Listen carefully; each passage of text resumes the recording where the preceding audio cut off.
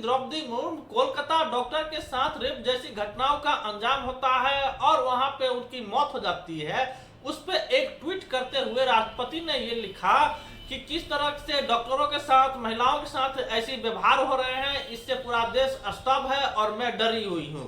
पर यूपी के फर्रुखाबाद में और बिहार के मुजफ्फरपुर में जो घटना हुई, वहां पे एक ट्वीट नहीं आता है। और यहाँ ये इस नजरिए से देखा जा सकता है, जहां पे बीजेपी का शासन है, बीजेपी का सपोर्ट है और वहां पे ऐसी घटना होती है दलितों के साथ या किसी अन्य महिलाओं, अन्य वर्गों के लोगों के साथ, तो वहां पे राष्ट्रपति को डर नहीं लगता है, एक ट्वीट भी नहीं करना चाहती है। पर जहां पर बीजेपी सत्ता में नहीं है, कोलकाता में ममता बनर्जी सत्ता में है, सरकार चला रही है और वहां पे बीजेपी प्रोटेस्ट भी कर रहे हैं, रोड पे पथराव भी कर रहे हैं पुलिस प्रशासन पर, तो वहां पे राष्ट्रपति का ट्वीट आता है। मुजफ्फरपुर जैसी घटनाओं पे ट्वीट बिल्कुल भी नहीं आता है। और यूपी में जो दुर्घटना हुई है, 2 दलित बच्चियों को पेड़ पे लाश देखने को मिली लटकती हुई, तो वहां पे 2 बच्ची थी, जो एक 18 साल की थी और दूसरा 16 साल की थी। और जो सबसे बड़ी बच्ची थी उनकी लाश हाइट पे थी और जो लटकाया गया था छोटी बच्ची को, उसकी लाश नीचे देखने को मिल रही थी।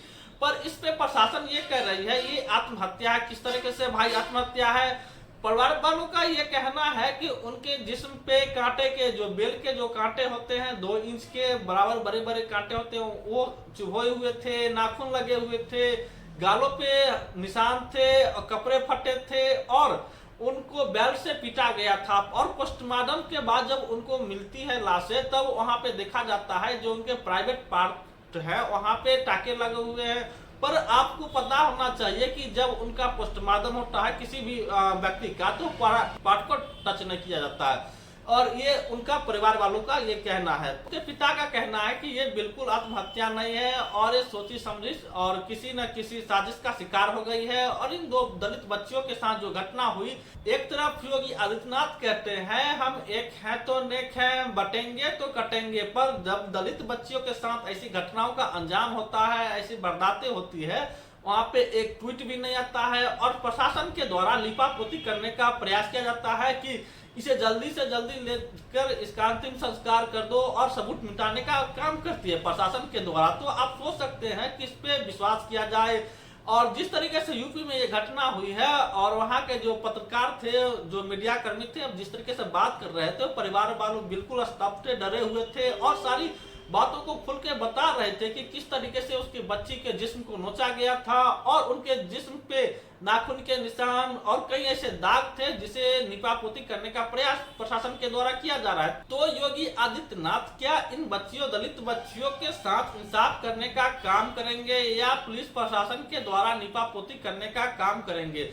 आप सोच सकते हैं ज्यादातर बीजेपी शासन में और वहां पे हालांकि बिहार में जो घटना हुई मुजफ्फरपुर में, वहां पे भी दलित बच्ची के साथ ही जिस तरीके से उठाकर के ले जाया गया और उनके प्राइवेट पार्ट पे कट के करीब 50 निशान देखने को मिले। और वहां पे कुछ यादव, जो 5 यादव गिरफ्तार भी हुए और उनपे कार्रवाई अभी चल रही है। तो बहुत लेट हो जाता है। सही समय से दलितों के साथ अगर ऐसी घटना हो जाए तो वहाँ पे इंसाफ मिलने में बहुत टाइम लगता है और संघर्ष करना पड़ता है दलित समाज के लोगों को।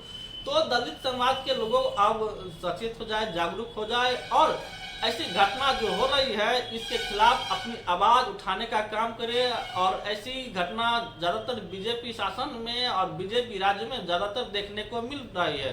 तो क्या जहाँ पे दलित की बच्चियों के साथ SC/ST OBC समाज के लोगों के साथ अगर ऐसी घटना हो जाती है, तो क्या वहाँ पे राष्ट्रपति को डर नहीं लगता है? वहाँ पे क्या हो जाता है बीजेपी वालों को, जो ये कहते हैं हम कटेंगे बटेंगे तो कटेंगे, एक है तो नेक है, ऐसी नारा को लगाने का काम और मुस्लिम समाज के लोगों की तरफ भड़काने का काम करते हैं। पर SC/ST समाज के लोगों को ये समझ में ही नहीं आ रहा है कि वो हमें इस्तेमाल करके यूज एंड थ्रो जैसी नीति पे काम कर रहे हैं। जब हमारे समाज में संकट आता है तो बीजेपी के नेताओं को पता नहीं सांप सूंघ जाता है कि वो बोलना, एक ट्वीट भी करना नहीं चाहते हैं। और उनके परिवार वालों से एक बार जाके मिल तो लेते, पर वो भी नहीं हो पा रहा है। और जो योगी आदित्यनाथ या किसी अन्य बड़े या छोटे बड़े नेता जाते, उन्हें सांत्वना देते और उन्हें न्याय का भरोसा देते, पर ऐसे देखने को नहीं मिल पा रहा है। तो आप सोच सकते हैं बीजेपी शासन में किस तरीके से जंगल राज आ गया। क्या गोदी मीडिया अब जंगल राज की परिभाषा को बदल सकती है। जो